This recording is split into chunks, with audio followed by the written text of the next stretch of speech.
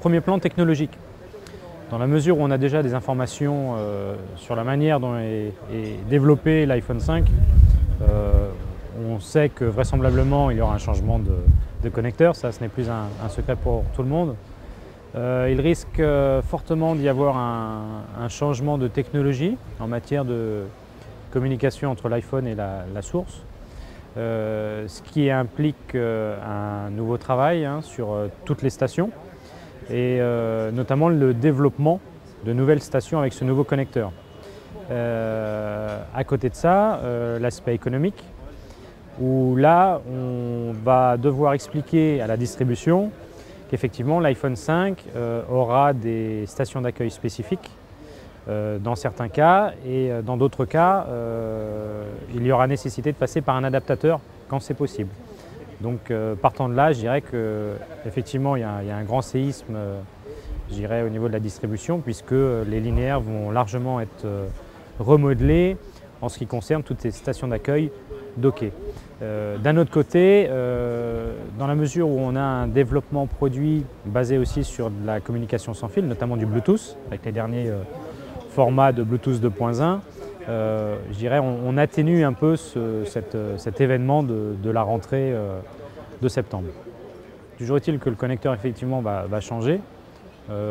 Normalement devrait être plus petit et avec encore une fois des modes de diffusion data différentes à ce que l'on avait sur les générations précédentes.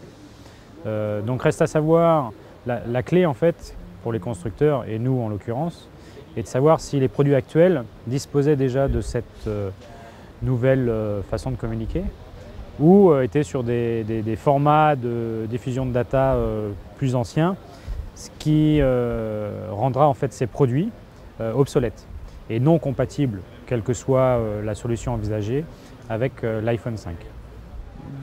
Normalement, ça devrait quand même concerner une grande majorité des produits déjà existants, sans rentrer dans les détails techniques compte tenu de la confidentialité.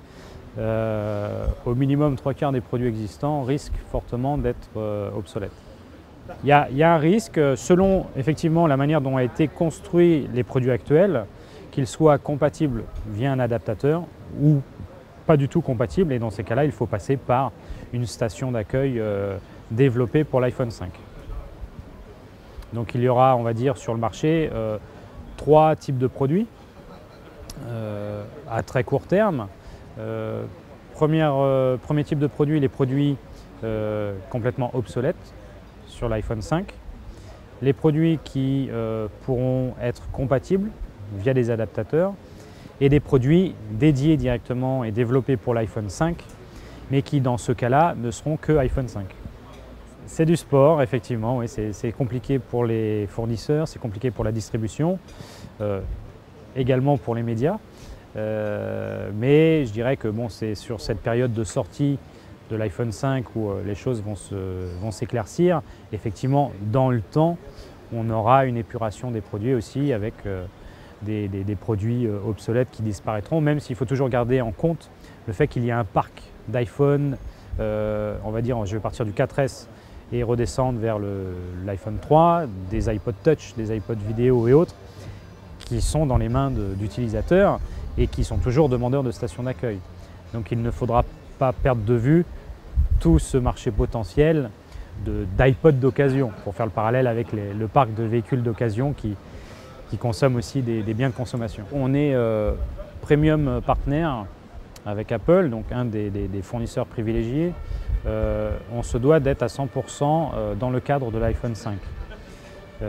Bien entendu, on a tout ce qui est information de développement déjà en main,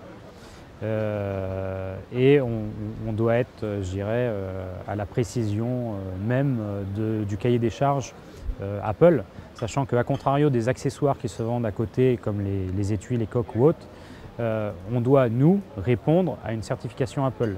C'est-à-dire qu'on peut sortir une coque pour les fournisseurs d'accessoires d'une couleur violette, verte, mauve, comme ils l'entendent, sans avoir à demander à Apple l'autorisation. Nous, quand un produit sort, il est déjà dans un premier temps validé par Apple. Et c'est ce qui prend aussi un certain temps. et ce qui donne, je dirais, une visibilité de nouveaux produits dédiés à iPhone 5 sur premier trimestre 2013.